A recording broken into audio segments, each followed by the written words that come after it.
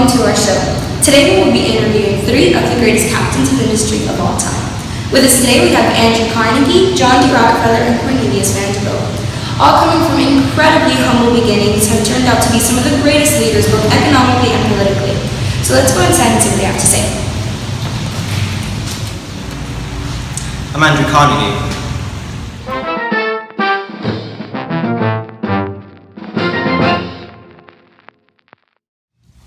Mr. Carnegie, hi, it's so nice to meet you. Hi, Carnegie. Right, Carnegie, alright.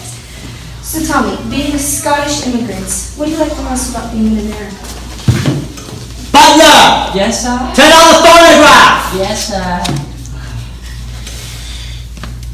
Butler! Yeah. Yeah, so your question about America. I mean, it's a place where the naturally fit could grow and have progress, unlike many other countries. I mean, that's how I became a bloody rich man in the first place. So, how has your steel... Butler! Turn that thing down, you wanker! Yes, sir. I'm so sorry, it's that some of my workers are mentally impaired. Right. So, what was your question again? How has your steel changed your view on the common man? It changed a lot. I mean, I've been thinking lately of making a music hall for the general public. Right. Just a little diagram I just did here in my free time, you know? Oh, wow, that's incredible. Yeah. Yeah. I'm thinking of putting my name in gold over here on the Let's stage, get a close you up know? of that. I'm putting my name over here in gold, solid gold, you know? Yeah. Alright, well, if you don't mind, I'd like to ask you about the working conditions of your employees. Well, I'll tell you this about the working conditions of my employees, especially in the furnaces and everything. For sure, they make higher capital income than that filthy Rockefeller over there, and they're way more skilled than that guy. For sure. Well, thank you for your time. You're welcome. So we're going to cut to my colleague interviewing Mr. Vanderbilt. Thank you.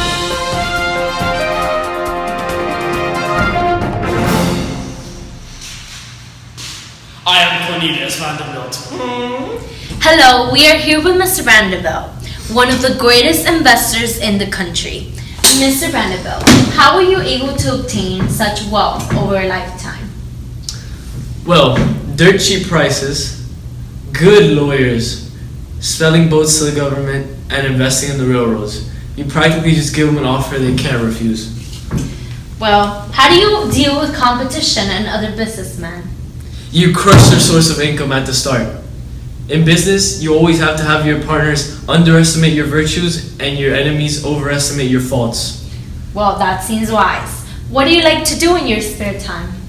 Come again? What do you like to do in your spare time? I race horses. A lot of horses. Now, that's enough for today. Be gone. Okay.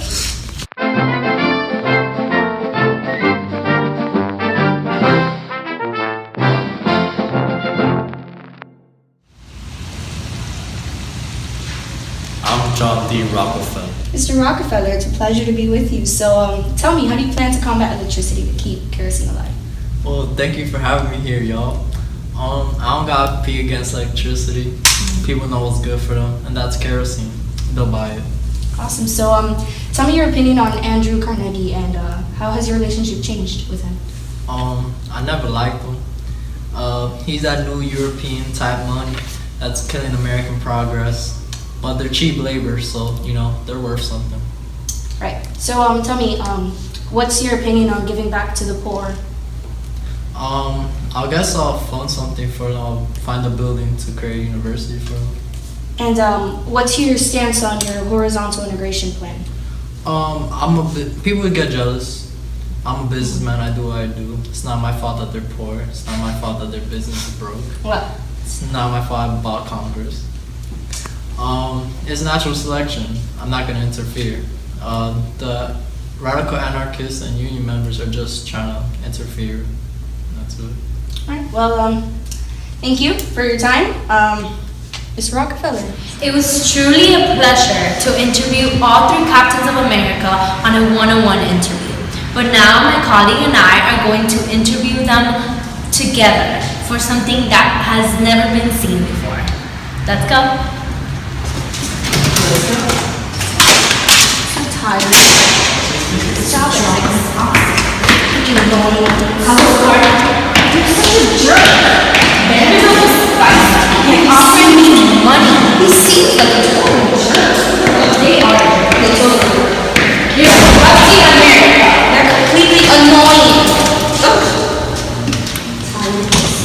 Honestly, we were getting paid enough for this. Exactly. Disrespect.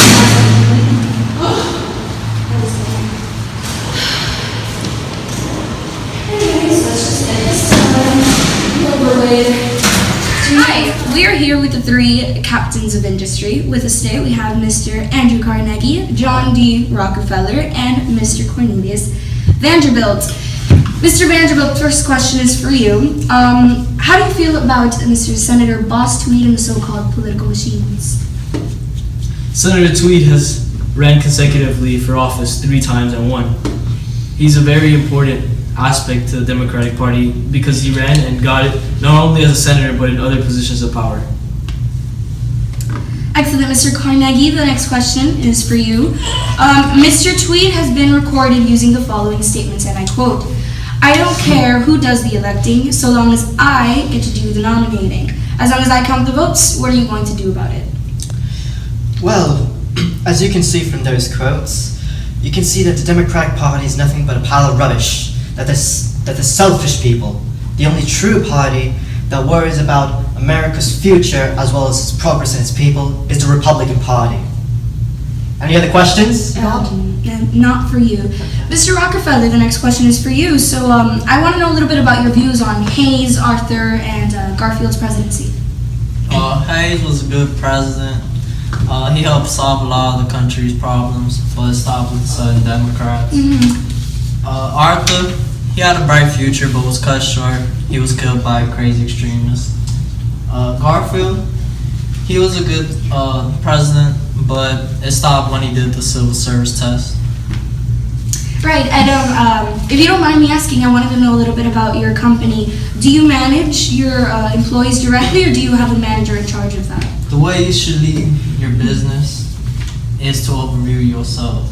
Not like some people, Carnegie, who left and fled to Scotland and was... No, keep going, please, camera. So, he fled to Scotland when O'Reilly happened. You see, what type of businessman is this?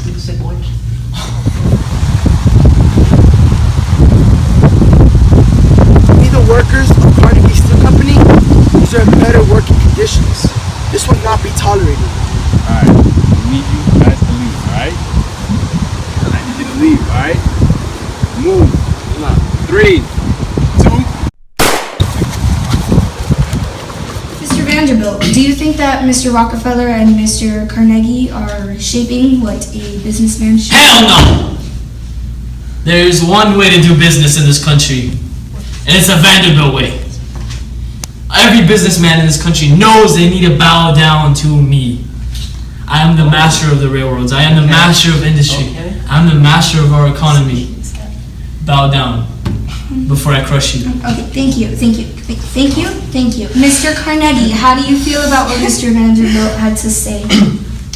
Well, these words coming from a person who married his own cousin as well writes atrociously.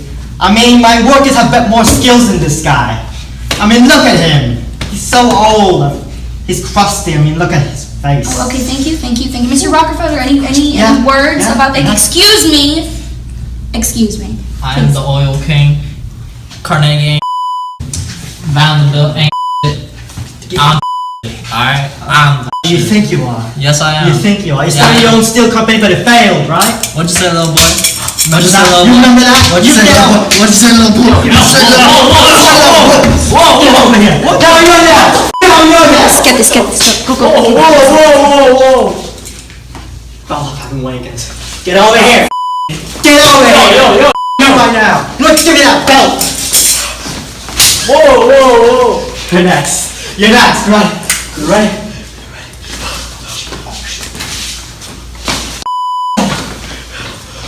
Yo, look, right there.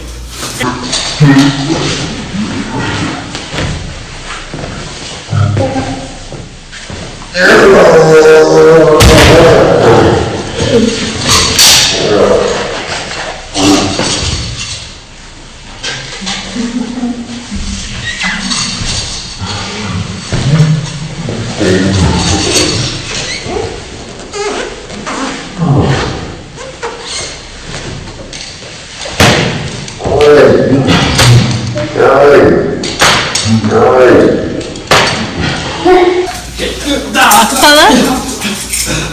you getting this? What's up, punk? What's up? Oh, you wanna keep going? You wanna keep going? Look at Rockefeller right there. Look at Rockefeller right there. Get over here right now! Get over here! Let the children.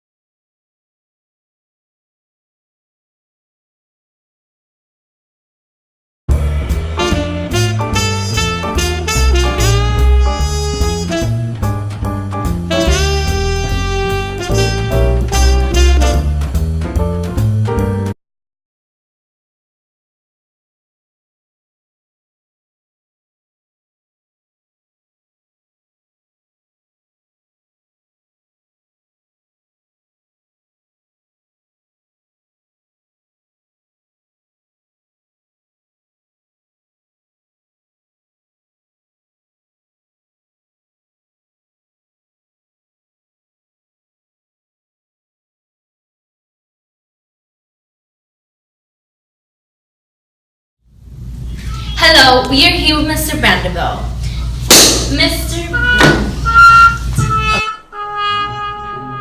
Mr. Rockefeller, it's a pleasure to be with you. So, tell me, how do you plan to combat electricity and keep kerosene alive?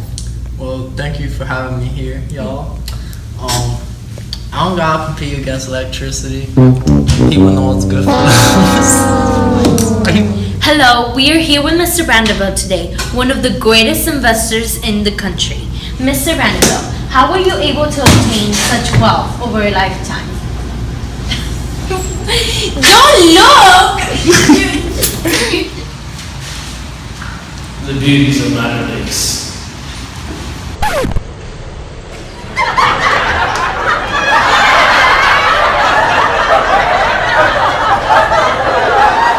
Yo, look, right there.